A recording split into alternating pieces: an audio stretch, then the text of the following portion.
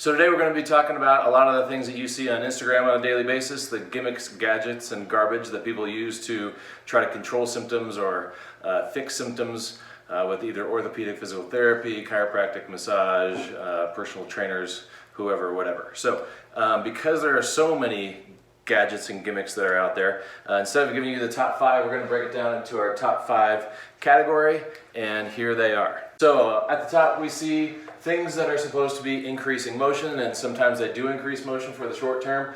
We're looking at things like foam rolling, lacrosse ball rolling, stretching, any kind of myofascial release type stuff, thera guns, and Graston. So those things might increase your short-term motion, but as we've covered in previous videos, the question is, how are they doing that on a physiological level? They're decreasing strength, decreasing stability, increasing your risk of injury, and lengthening your time to recovery. So a lot of the people that come to see us from somebody else, these are the first things we tell them to please stop doing forever.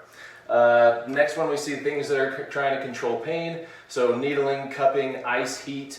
You might decrease short-term pain, but are you getting to the root cause to increase long-term function and long-term progress? No.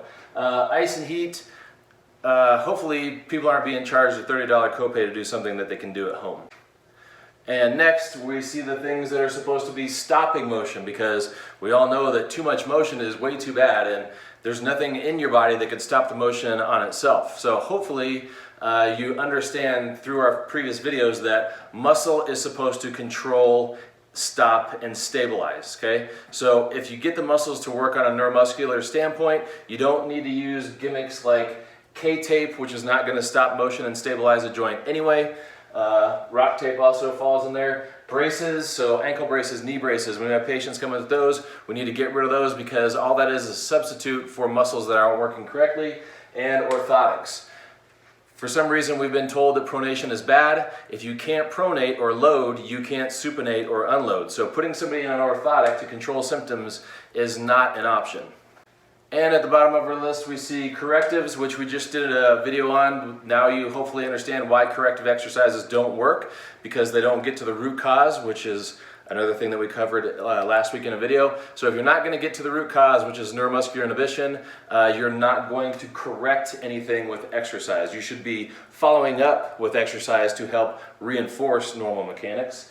And all of the old school stuff that's still out there. So shout out to all of the physical therapists that still use the 1980s thought process of ultrasound, electrical stimulation, iontophoresis, traction. So hopefully you new grads have never been exposed to that junk, but there are still people out there that use that to help control symptoms.